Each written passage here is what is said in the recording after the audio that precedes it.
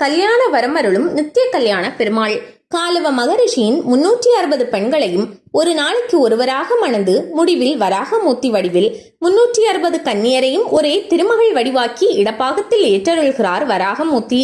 திருவாகிய மகாலட்சுமியை இடப்புறம் ஏற்றதால் இத்தலம் திருவிடந்தை என்றாயிற்று.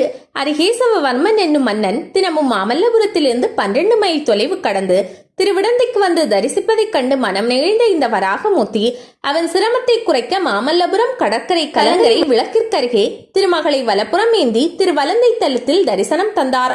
வருடம் 365 நாளும் திரு கல்யாண உற்சவம் நடக்கும் திருத்தலம் இது. எனவேதான் இவர் நித்திய கல்யாண பெருமாள் என்றும் அழைக்கப்படுகிறார்.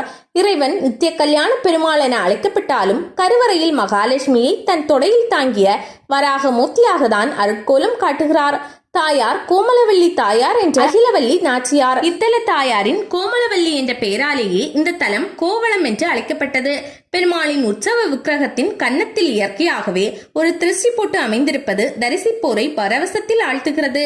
வராகமூர்த்தி தன் ஒரு திருவடியை பூமியின் மீதும் மற்றொன்றை ஆதிசேஷன் மீதும் பதித்து அகிலவல்லி தாயாரை இடது தொடையில் தாங்கி நின்ற திருக்கோலத்தில் சேவை சாதிக்கிறார்.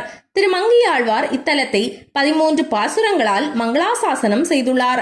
மணவாள மாமுனிகளாலும் மங்களாசாசனம் செய்யப்பட்டதால் இவரை மணவாள பெருமாள் என்றும் அழைப்பர்.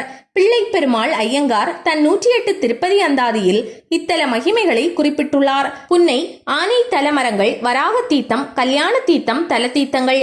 புராணங்களில் இத்தலம் வராகபுரி, ஸ்ரீபுரி, நித்திய கல்யாணபுரி என்றும் கல்வெட்டுகளில் அசுரகுல காலநல்லூர் என்றும் குறிப்பிடப்பட்டுள்ளது. ஆலய விமானம் கல்யாண விமானம் என அழைக்கப்படுகிறது.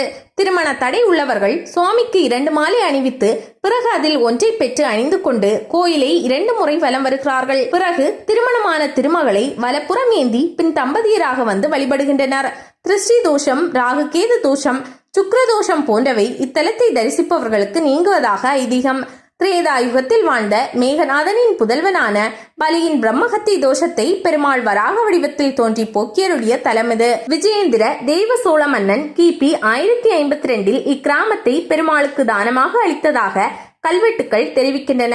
பலி காலவரிஷி மார்க்கண்டேயருக்கு இந்த பெருமாள் நேரடி தரிசனம் தந்துள்ளார். யானையின் தந்தத்தால் செய்யப்பட்ட பல்லக்கு ஒன்று இத்தலத்தில் உள்ளது.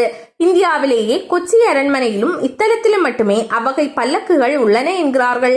வைணவ திவ்ய தேசங்கள் 108 இத்தலமும் ஒன்று. சென்னை புதுச்சேரி கிழக்கு கடற்கரை சாலையில் சென்னையிலிருந்து 40 கிலோமீட்டர் தொலைவில் கோவளம் அருகில் இத்தலம் உள்ளது.